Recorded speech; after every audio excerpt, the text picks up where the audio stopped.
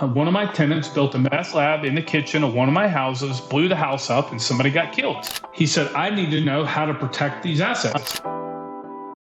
Structuring your business and your assets in such a way is critically important from an asset protection standpoint. 3 years ago, I was called by a guy in Texas, and he was an investor in single-family houses, and he had several, I think it was 10 or 12 rental houses. Basically, he was calling me to find out what he could do to protect those assets because he just had an issue.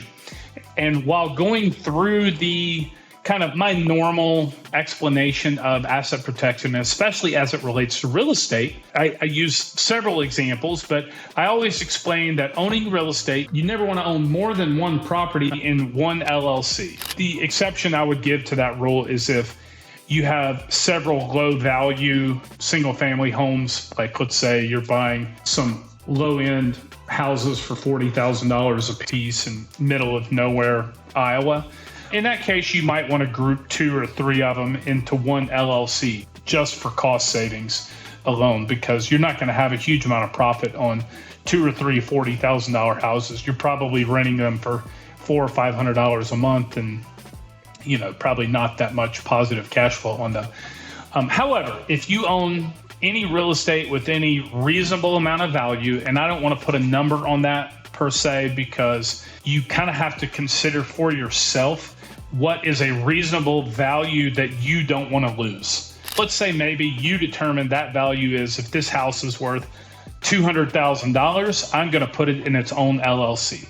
So in this case, with this client in Texas, we were discussing this, and I suggested to him that he should put each one of his houses in a separate LLC. So he needed 10, I think he had 10 houses. He needed 10 LLCs. And through the explanation of why, because he's asking me, why would I want 10 LLCs? That seems crazy to have so many LLCs. And I said, well, the problem is if you have an incident at one of your homes and you have all of them owned by you, or let's say all of them owned by one LLC, the problem is you have aggregated that risk across all of those properties. And I gave the example that I often give. I said, who knows? Maybe you end up having a tenant who builds a meth lab in the kitchen and blows the house up and kills somebody. And the guy looked at me and we're on a video chat. The guy looked at me and he goes, well, that's not very funny. And I thought, well, that was an odd response from the guy that's not funny. I'm like, what do you mean that's not funny? And he goes, well, that's actually what just happened to me. I said, whoa. He goes, yeah. He said, I actually had one of my tenants built a meth lab in the kitchen of one of my houses, blew the house up, and somebody got killed. He said, I need to know how to protect these assets. And I said, well, the problem is now that incident has already occurred and he had already been served. He was already sued by that person's family, and they were suing him personally because he personally owned the house.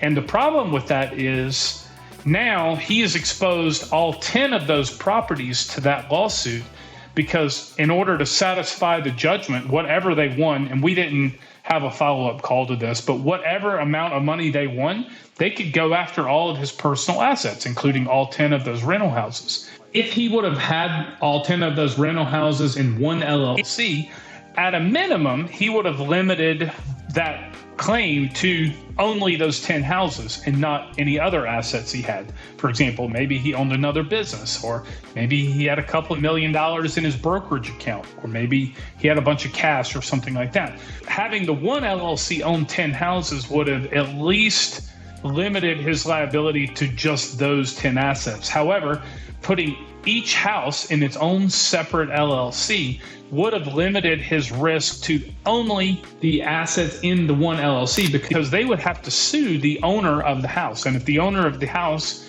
was an LLC and that LLC owned one property, then they're limited to the assets of that one LLC for the lawsuit. Of course, he had insurance, and they're going to go after the insurance policy and all that. I did hear a little bit about this guy later on through somebody else, but long story short, he ended up losing most of those houses in the lawsuit.